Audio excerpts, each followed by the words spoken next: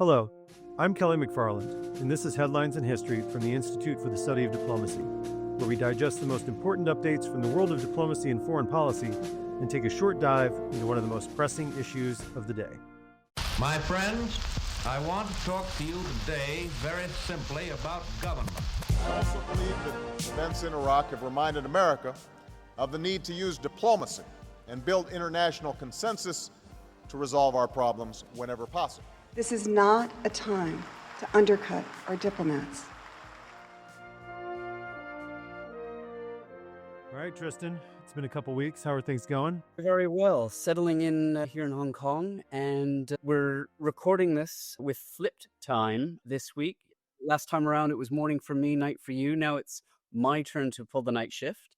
So we'll see if there's a qualitative difference. Yeah, we will. I'm bright-eyed and bushy-tailed, and you're at the end of your day, so we'll see. But as I mentioned earlier, my daughter finagled her way into our bed last night at 1 o'clock in the morning, so I did not have the best night's sleep. So we'll see how it goes. But we can both be sleepy throughout this one. In big news, I know our listeners have been waiting for this for months now, but Vienna Little League fall ball starts tomorrow night, and I am coaching again. This time we're the McFarland Mud Hens. Yeah, so baseball, you guys will be following us through the podcast. First game's next week, so get ready, folks. Spectacular. Fantastic. At this time of year, you just head directly into a fall classic. Exactly, yeah. And hopefully we'll be victorious, but we will see. So anyways, all right, what's on the docket today? First up today, of course, we're going to talk about the biggest recent story, which is Trump's summit at the White House with Ukraine's president, Vladimir Zelensky, and European leaders. Then we're going to turn to some recent developments on potential American recognition of Somaliland. And then finally, we're going to talk about major and certainly controversial new settlement plans by Israel in the West Bank before finally turning to our interview with Liam Karr for an update on the status of the DRC-Rwanda peace deal. All right, we got a full docket, so let's get after it. So you mentioned the first things first, the Trump-Putin meeting, then the White House summit that included the Ukrainian president and a bunch of folks from the EU and the British. And it's still weird to have to add them into that. But so on Friday, August 15th, Trump hosted Vladimir Putin at a U.S. airbase in Alaska. And beforehand, as everyone's probably aware, the president was quite bombastic and optimistic at his chances of securing a peace deal. And the two came away from the meeting with lots of handshakes and smiles. They, interestingly, did not take questions from the press in their press conference afterwards, but no deal. And the one big thing that came from this was the shift in the president's language. But then on Monday, August 18th, Trump then hosted Ukrainian President Zelensky and the leaders of France, Italy, Germany, Finland, the UK, and the Secretary General of NATO and the EU Commission President at the White House. And this visit was a stark contrast to President Zelensky's last visit to the White House, which you can get into a little bit more. But Tristan, you spend a good deal of your time studying and talking about summit diplomacy and those sorts of things. So what is your take after these sort of back-to-back meetings on Ukraine?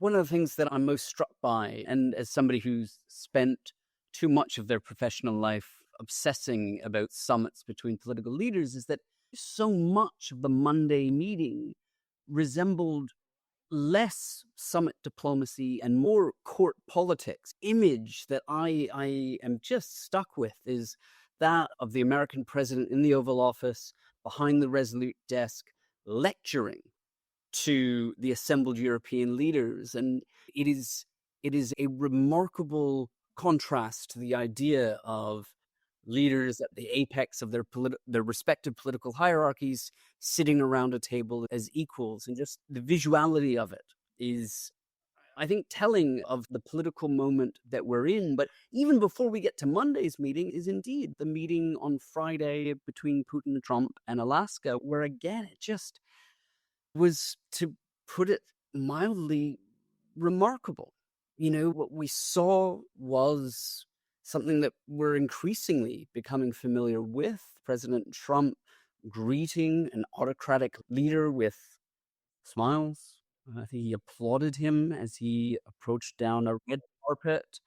It is astounding, but it's the political moment that we find ourselves in. So we could talk ad nauseum, I certainly could, about the staging of it and what is entailed in that. But just as remarkable is when it comes to the actual substance, things are pretty thin.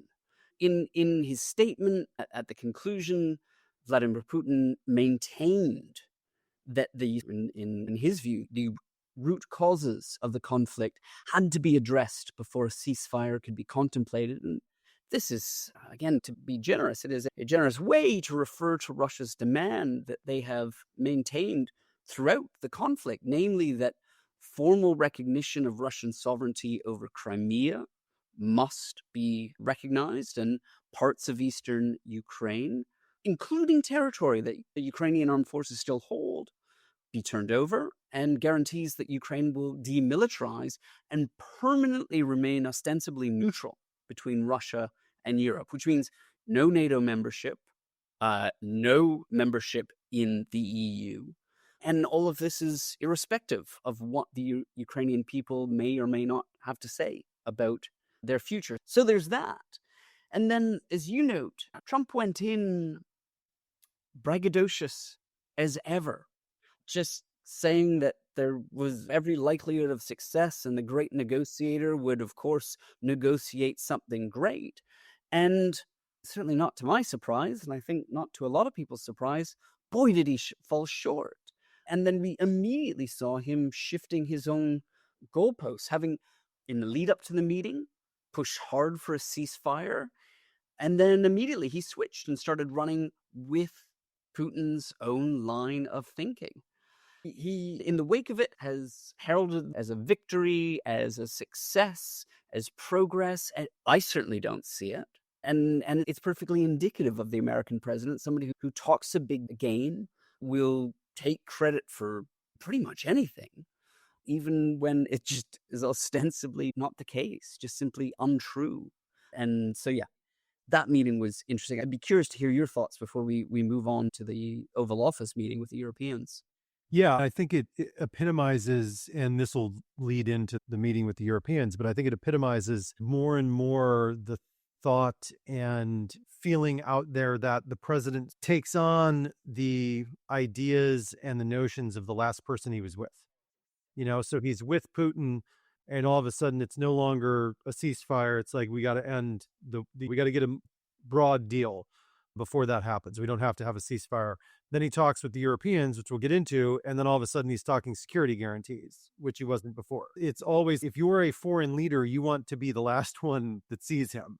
And that sort of me also demonstrates the fact that there's a lack of a broader strategic thought process and end game out there that the president wants, other than an end to the war so he can potentially win a Nobel Peace Prize. And ending the war as a goal in itself is obviously a good goal to have, but you also need to have a plan on how to do that. And especially when it's a war and an issue that is so complicated as this is, and you have such an intransigent person like Putin on the other side of things. Yeah. But what was your take on the White House meeting? It was just as bizarre.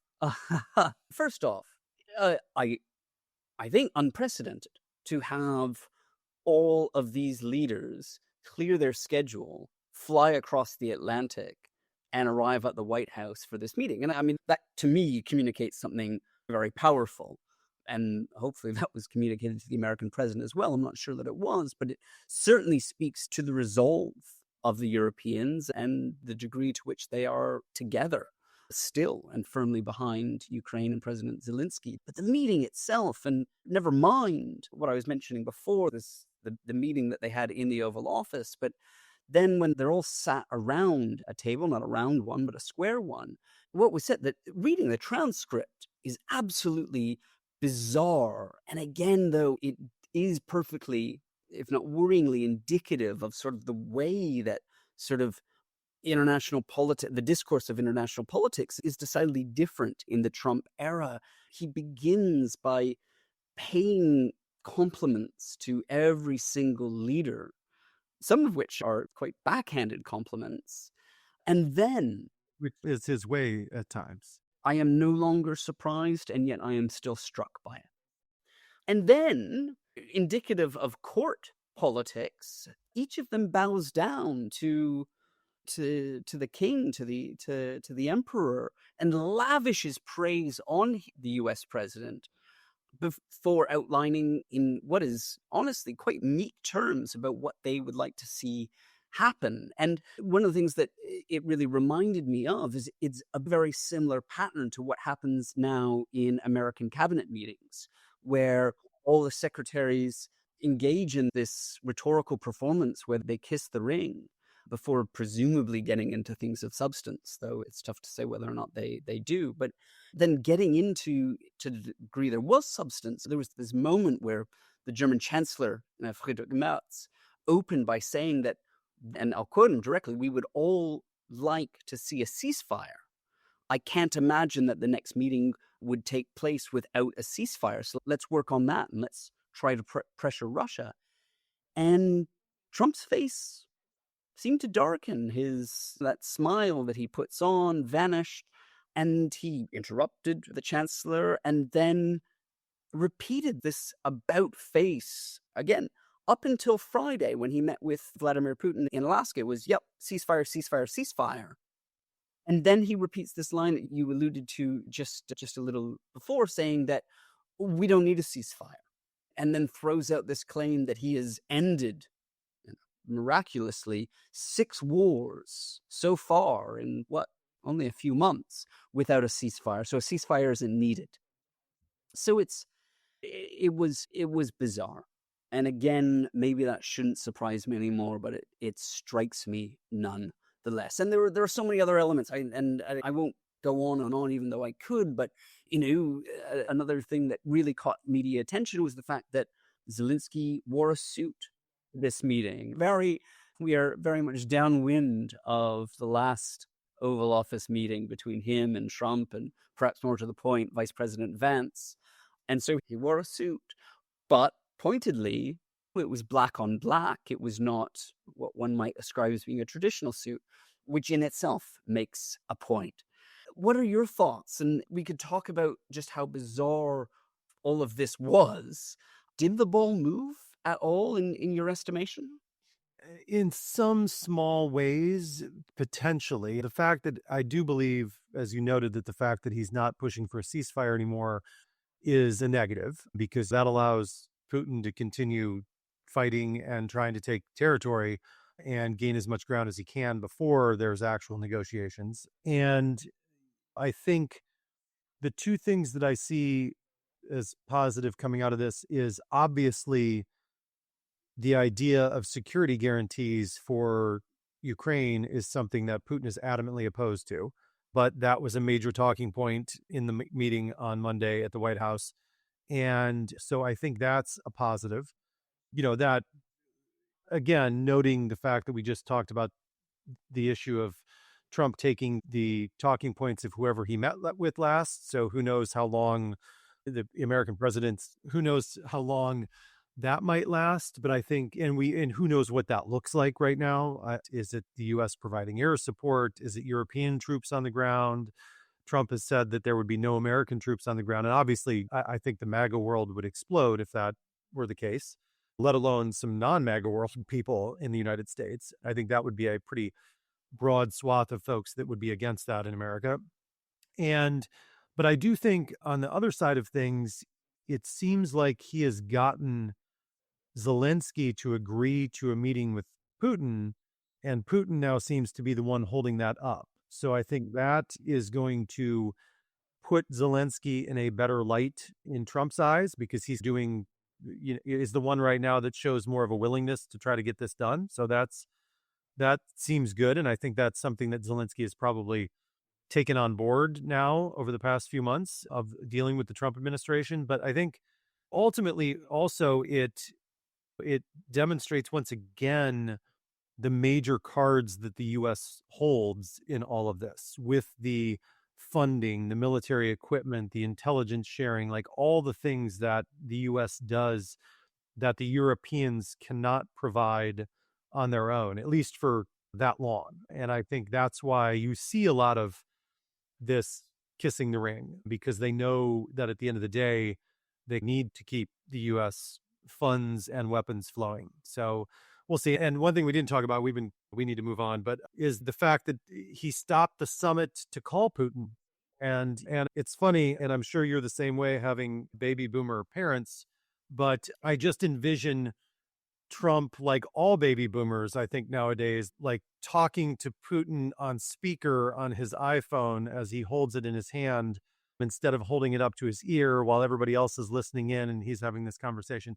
Obviously, that's not the way it went down, but that's just what I envisioned. Yeah, look, I mean, it certainly goes without saying this is definitely not the last time we're going to be talking about this. And perhaps what is really quite remarkable right now is I honestly don't know when we next speak in 2 weeks' time, where is this drama? And I use that word quite deliberately because we are in Trump's reality TV, international politics, diplomacy game show.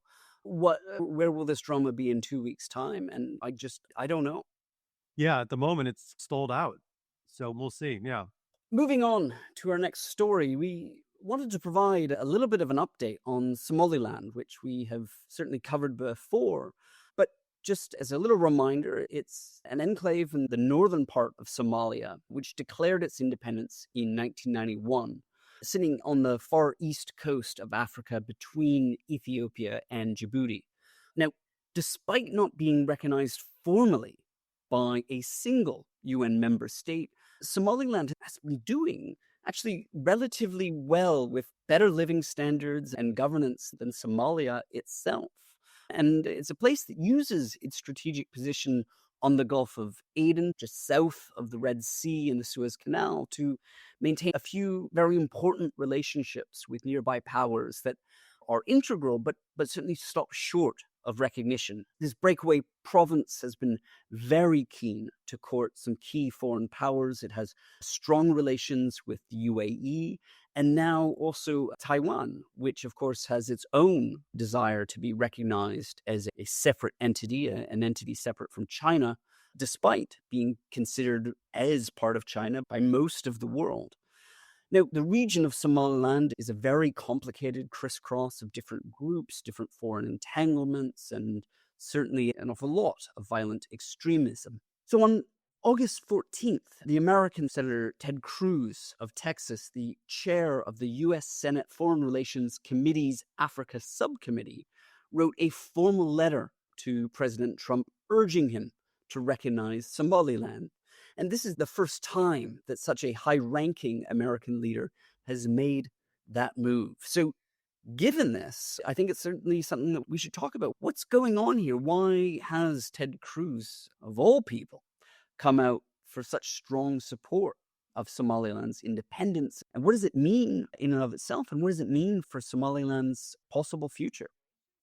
Yeah, so you mentioned that we've talked about Somaliland before on the podcast, and I really find it a fascinating issue and topic, and something that doesn't get covered very much in the press and people don't really talk about very much. And it really does have a little bit of everything. It's got regional politics and issues. It's got internal politics and issues, if you consider the fact that Somaliland is technically still part of Somalia.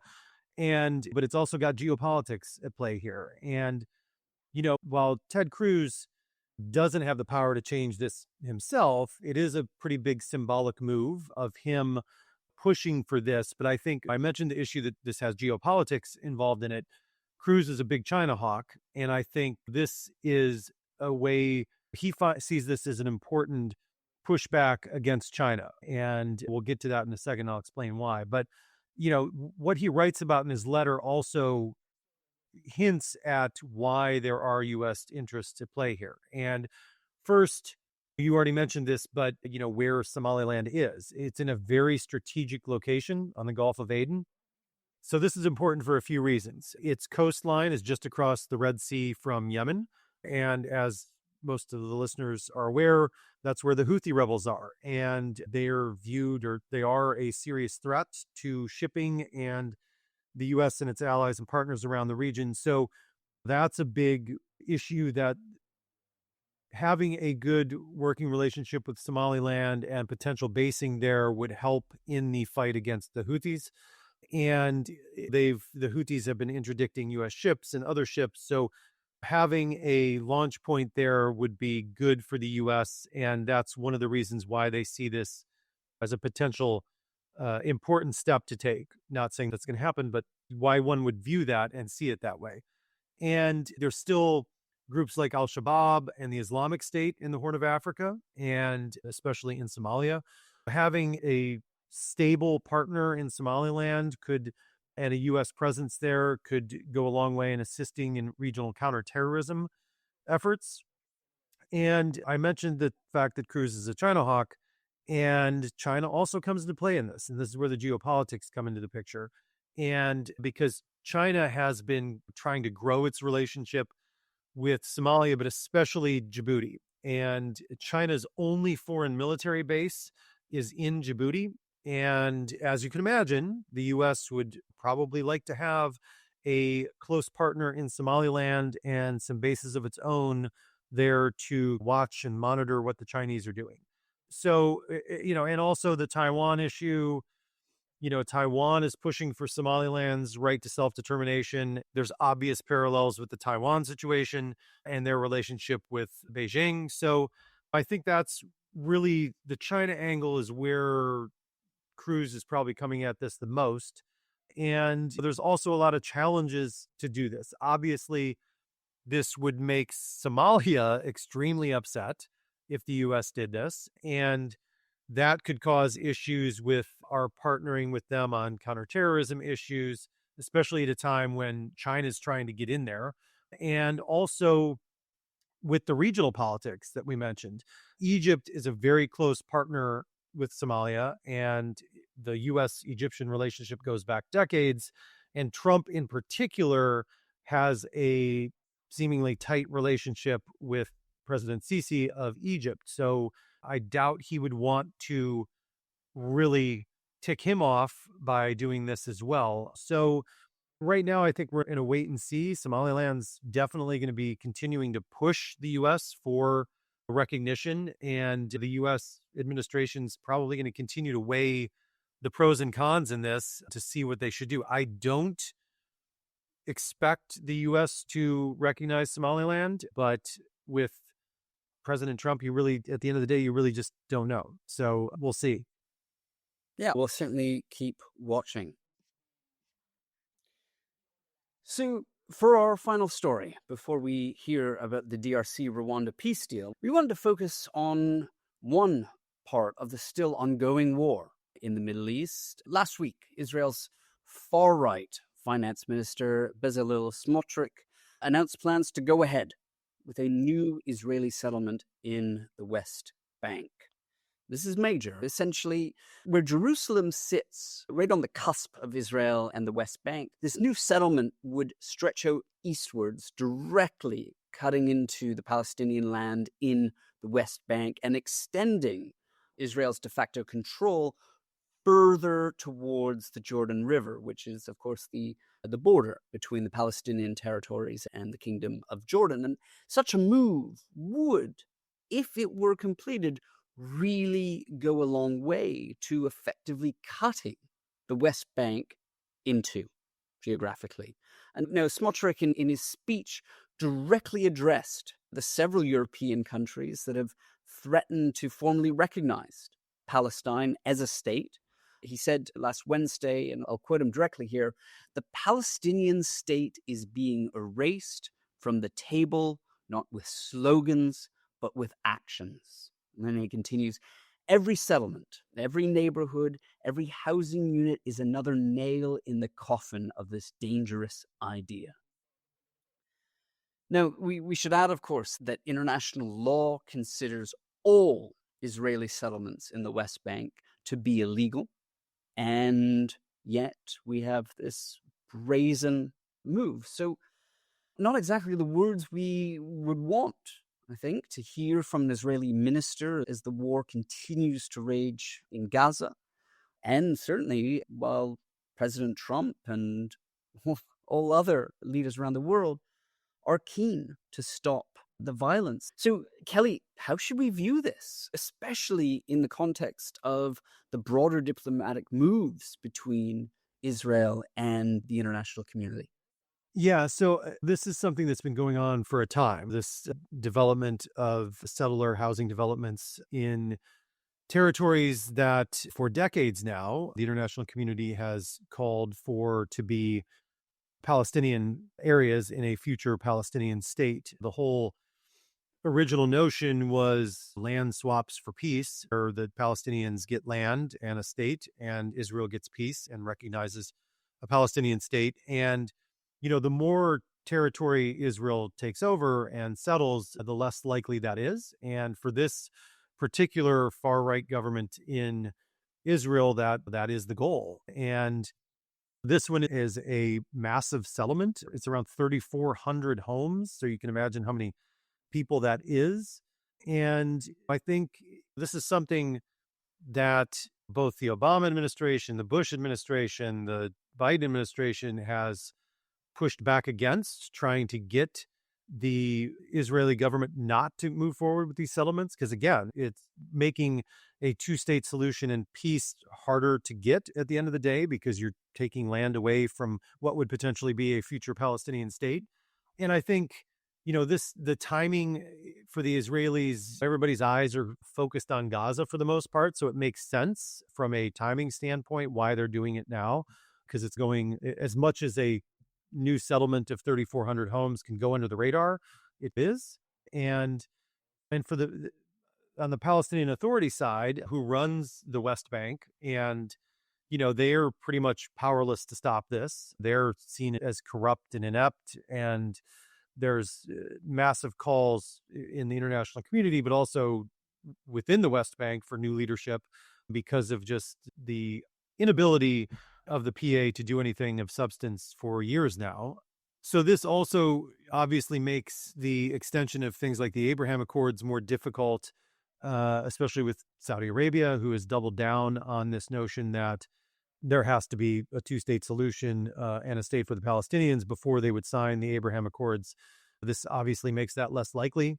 And Saudi Arabia doesn't seem to be shifting away from that demand. And that's the big fish out there for the Trump administration and the Israelis, is the Saudis signing the Abraham Accords and normalizing relations. So that kind of moves further away with this movement. And there was also a number of states that came out in recent weeks saying that they were going to recognize a Palestinian statehood, among them France and others. And that's not really going to stop the Israelis from doing this or sway them in any way, shape, or form.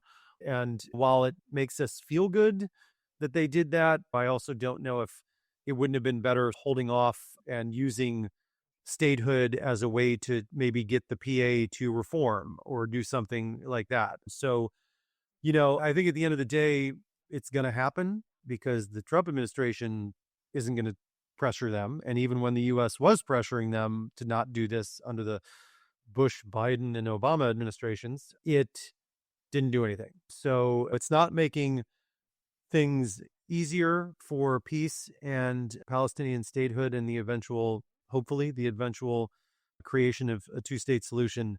But I don't think this is the last we're going to see of settlements.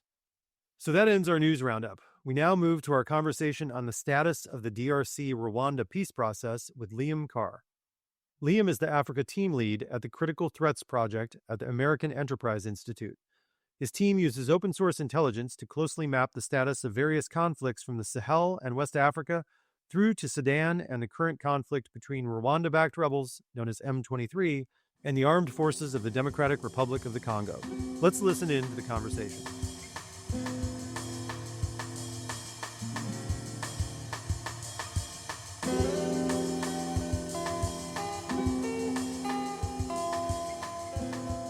So, Liam, thanks for joining us. Of course, thanks for having me. So, like I mentioned, we've talked about this on the podcast in the past, but for those folks that didn't listen to that episode or just plain forget, can you give us a little bit of background on what's going on between the DRC and Rwanda, and when did the fighting start? What's going on with the latest round of fighting? Just give us a little bit of a backgrounder here. Of course. So if you ask anybody from the region, and I'm sure this is covered in your background podcast, most people are going to go back, if you really want to the 1994 Rwandan genocide. I'll jump forward to the most recent bout of fighting and the most recent resurgence of M23, which is this Rwandan-backed, and what the UN says is a Rwandan-controlled rebel movement. They resurfaced in 2021, and the real recent spike in fighting began at the beginning of 2025. There had basically been an AU peace mediation effort between the DRC and this M23 rebel group and Rwanda that fell apart at the end of 2024. So Rwanda and M23 launched a big offensive at the beginning of 2025, took a couple of provincial capitals, some other key towns, and then at that point it reached a level where the US and Qatar decided to intervene, and lines have been mostly frozen since then, but we can certainly get into some of the ways in which fighting is still ongoing. You mentioned the recent mediation, and we've seen both. You mentioned the US and Qatar involved in this, and President Trump declared that he had secured a ceasefire. And so what is the truth to those comments? What role has the US played? What role has Qatar played? And what do the ceasefire look like? And what are both sides trying to get out of this? I know a big aspect of the US role here is critical minerals, right? So like how does that play into this? A lot of questions there, but let's start with the US role in this. Yeah, so the peace process has been a little bit convoluted, which I think reflects the convoluted nature of the conflict. So from the beginning, you have the US stepping in, taking over where those AU efforts failed, Qatar as well. Qatar gets this initial ceasefire done between the DRC and Rwanda. Then the US picks up that DRC-Rwanda peace track and gets this declaration of principles that I believe was signed in April, and then gets an actual agreement done by June. So why that matters is that Rwanda had, the UN estimates, somewhere between 6,000 to 10,000 Rwandan troops who were embedded with and fighting alongside those M23 rebels, providing arms, command and control down to sometimes the tactical level even.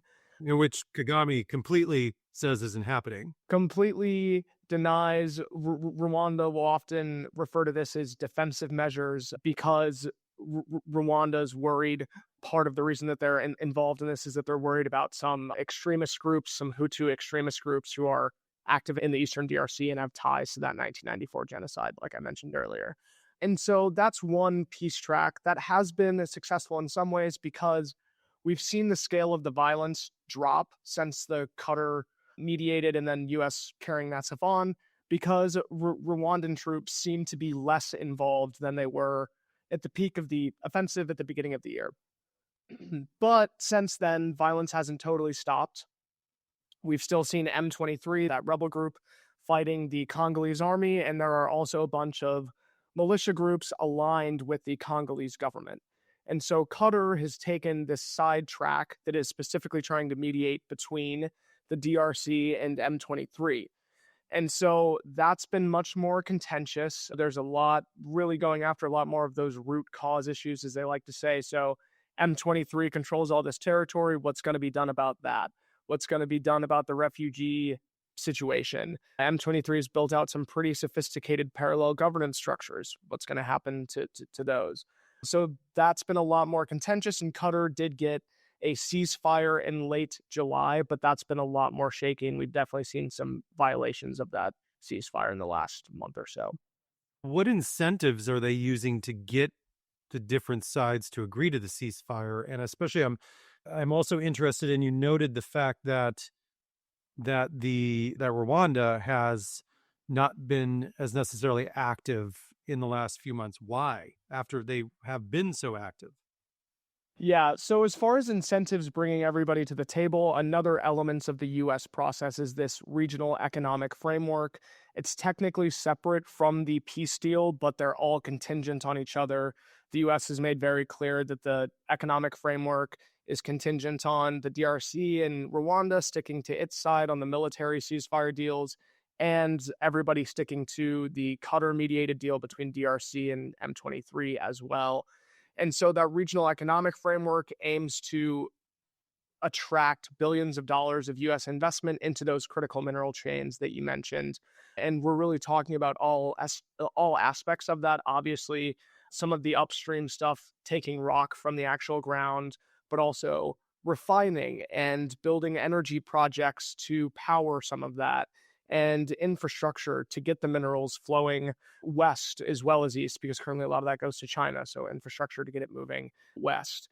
And so it really is a very broad framework that would attract billions of dollars that would be good for the DRC and Rwanda, not the least of which is that you have companies like Apple, the US government, others who at this point are or have been saying the last few years, don't get any of your minerals from here. They're conflict minerals.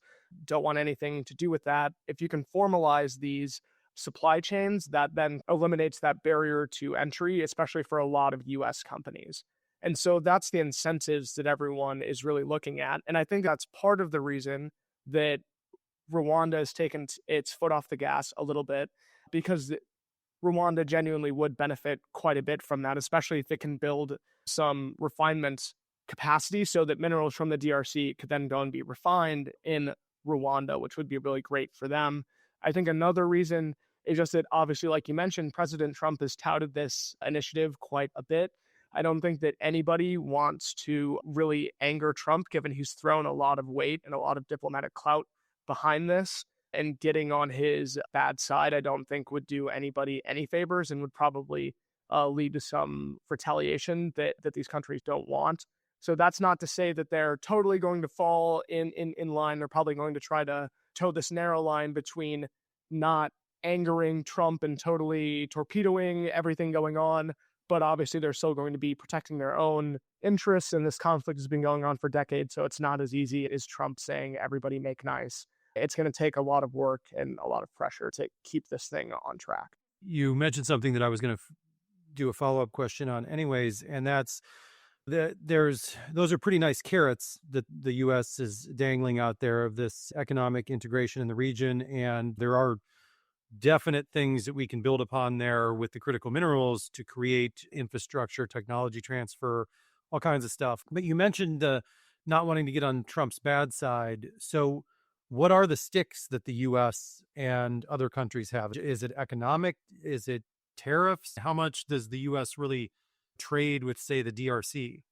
Yeah, I certainly think a big thing here is going to be sanctions. If we look back at 2012, which was when the first M23 rebellion happened, there's been several Rwandan-backed rebel groups operating in the eastern DRC, but there was an iteration of M23 in 2012.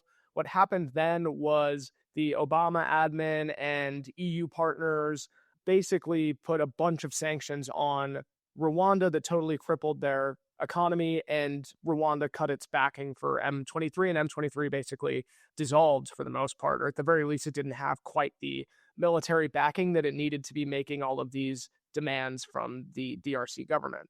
Rwanda today is certainly a lot better positioned to withstand some of that. They're a huge peacekeeping contributor on the continent, so nobody really wants to anger them for that reason. And also, Rwanda has really positioned itself as a huge economic hub, so there is a ton of investment in the country, even when you look at stuff like NBA has a league there, obviously. It's certainly better positioned to withstand some of that, and Kagame has gone as far as saying, if you want to hit us with sanctions, we're ready to tighten our belts and we'll make do. But certainly there are some sticks that could be used there, and obviously that applies to the DRC as well. The DRC is a lot more fragile, and I think that the Congolese president is really hoping that U.S. backing will help him sideline or withstand some of the opposition forces who have really increased pressure on him, especially since he lost two provincial capitals earlier this year. And so if he can get this peace deal over the line, get some investment in, calm the situation down, it makes his position a lot more secure than it would be if the U.S. basically throws him to the wolves, for lack of a better term. Yeah, and here we are moving towards late August. How is the ceasefire and the talks holding up at the moment? What do you see taking place in maybe the next few months or to close out the year here? Do we have a good shot at this or not? I think that on the U.S. side, stuff is progressing well. We've seen the kind of joint enforcement mechanism. I forget what exactly it's called, but we've seen them meet up, and that involves representatives from the DRC, Rwanda, Togo, who is representing the AU, as well as Qatar, to see how that aspect of things is going. Something that I haven't brought up is one of the key pieces as well of the U.S. deal was coming up with a plan to go after those extremist Hutu groups that I referenced earlier. And so the enforcement mechanism there is really focused on making sure that gets done so that Rwanda... Which then would appease Rwanda and take away their sort of reason for being there. Exactly, is that Rwanda said, if we get that done, then our troops will leave. That's what they agreed to. So getting that over the line is very big, and that seems to be progressing well. There are a lot of challenges to actually implementing that, but it's still good to see that the first meeting has happened. It is progressing along track. That looks relatively good.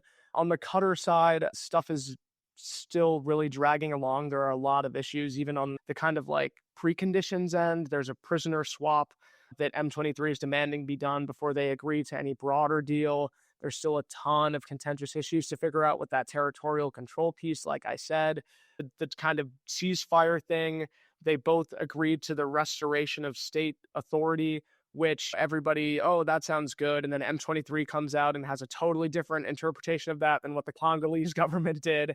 And so really hammering that out and making it clear what they're going to agree to will be key. And there's going to have to be some compromises made there because M23 currently controls all of this. That's not going to stand. I don't think that the Congolese government is going to be fine granting M23 just autonomy of this. But the Congolese government doesn't have the leverage that M23 just dissolve and go away. So that there's really, it's going to be hard to reach a middle ground there. But I do think that with outside pressure, especially leaning on Rwanda more, because Rwanda does have a large amount of influence over M23. And so the more pressure that Rwanda can then put on them, the more likely they're going to be to make concessions on that end. So there's still a lot more work to do there, and it will continue to take a lot of pressure. I think just to wrap up that thought, like you said, what's the timeline looking like the rest of this year? I do think that there will be some kind of deal agreed to that Qatar will mediate over.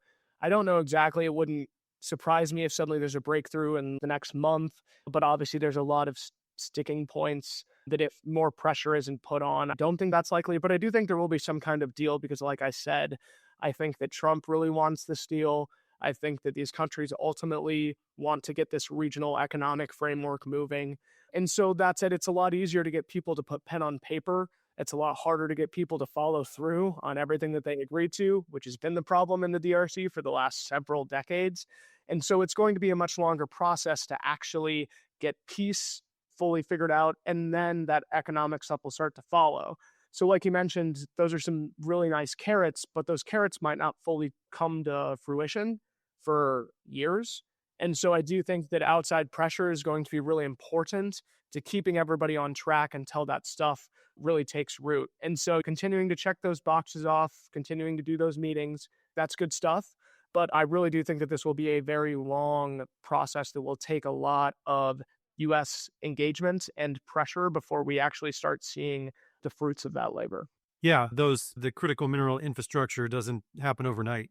So yeah, that's an important point that you just made there, I think, of getting the deal done and then the gap time between that and the sort of the money and the economic progress flowing to the region. So that'll be an important time period to watch. But hopefully, let's get first things first. Let's get that agreement and start moving this thing forward. But Liam, thanks so much for joining us. I appreciate it. Of course, thank you. Yeah, have a good one. Thanks again to Liam for his time and thoughts, and thank you for listening to this episode of Headlines in History. This show is produced by Freddie Mallinson and Abdullah Nassif. Thank you to the Carnegie Corporation of New York for their support for this podcast. Be sure to check out any episodes you may have missed via our website. Please rate, review, and follow this podcast wherever you listen, and tell your friends and colleagues to come find us on Apple Podcasts, Spotify, or anywhere else they listen. Follow us on Twitter @GUDiplomacy and visit our website, isd.georgetown.edu, to learn more about our work. I'm Kelly McFarland. Until we meet again.